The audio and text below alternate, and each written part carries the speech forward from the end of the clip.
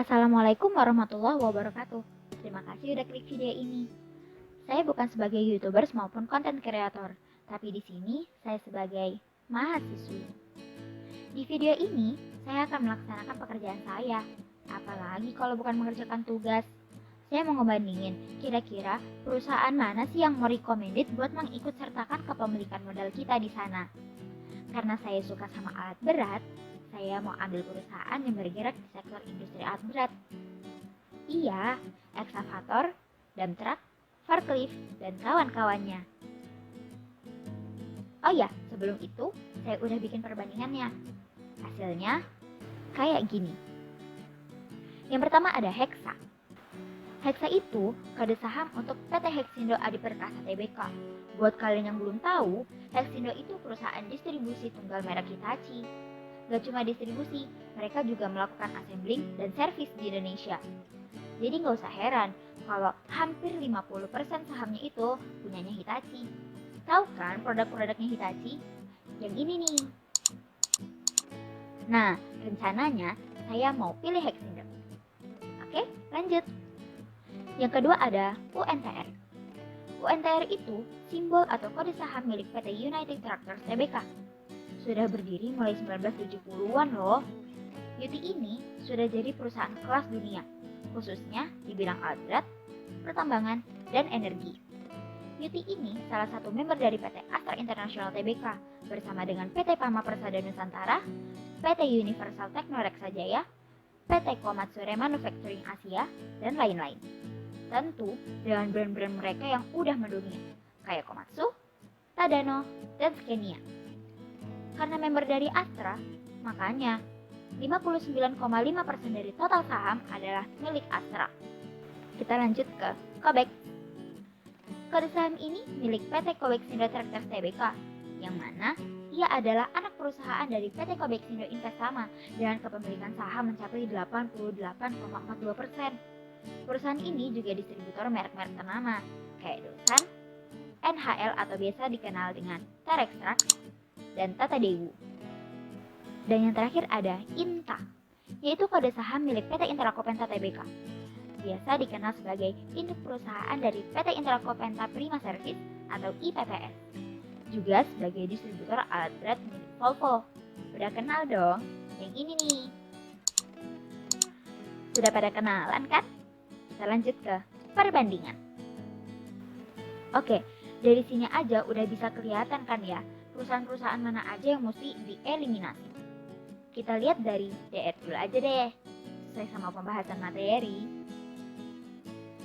Untuk mencari DER atau Debt to Equity Ratio, komponen yang diperluin itu ada utang sama ekuitas.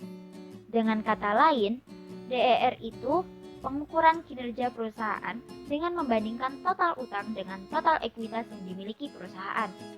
Berarti, DER sama dengan hutang dibagi ekuitas.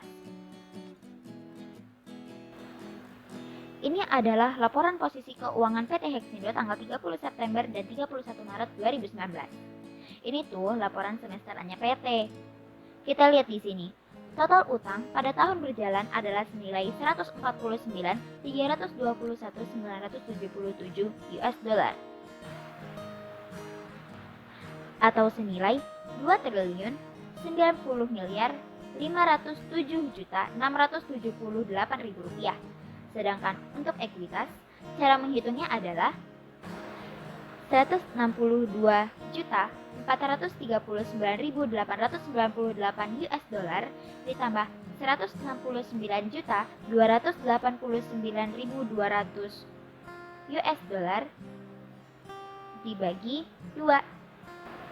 Jika dirupiahkan, maka hasilnya 2.322.103.686.000 rupiah. Kalau udah, tinggal kita bagi. Maka dapat hasilnya 0,9. Oh ya, untuk membandingkan, di sini saya pakai juga aplikasi RTI Bisnis. Memang lumayan jauh perbedaannya. Kenapa? Karena laporan keuangan tahunan periode 2019 sendiri belum keluar. Apalagi mengingat PT Hexindo sendiri tutup buku pada 31 Maret. Dilihat dari sini, total hutang PT Hexindo sebesar 113,36 juta US dollar atau setara 1,58704 triliun rupiah. Sesuai pesanan dosen saya, 1 dolar setara 14.000 aja. Untuk total ekuitas sebesar 172,63 juta US dollar atau setara 2,41682 triliun rupiah. Kalau udah, kita bikin perhitungannya.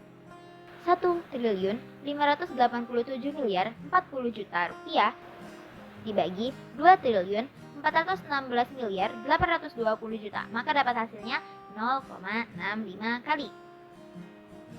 Semakin rendah persentase DER ini, dengan kata lain unsur pembagi memiliki nominal yang lebih besar, berarti semakin baik bagi perusahaan. Mengapa? Karena bila utang besar, maka beban bunga yang diberikan juga besar, yang kemudian akan berdampak pada pengurangan laba perusahaan yang akan dibagikan kepada pemegang saham. Dampaknya, mengurangi modal perusahaan serta aset-aset perusahaan tidak akan berkembang. Penting untuk mempertimbangkan industri mana saja yang DER-nya masih dapat ditoleransi. Untuk sektor ini, batas toleransi adalah 3 kali. Jika dilihat dari perusahaan pesaing, maka Yuti unggul dalam hal ini, disusul Hexindo, Cobexindo, dan Intraco. Oke, kita lanjut ke ROE atau Return on Equity. ROE adalah pengukuran suatu kinerja perusahaan dengan membandingkan earning after tax atau laba bersih dengan ekuitas dan disajikan dalam persentase. Berarti ROE sama dengan laba bersih dibagi ekuitas.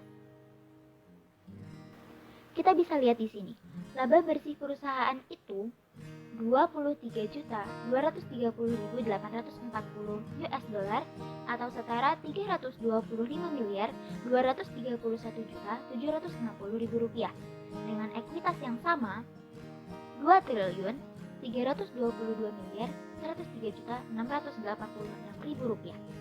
Langsung deh kita hitung, maka dapat hasilnya 14%.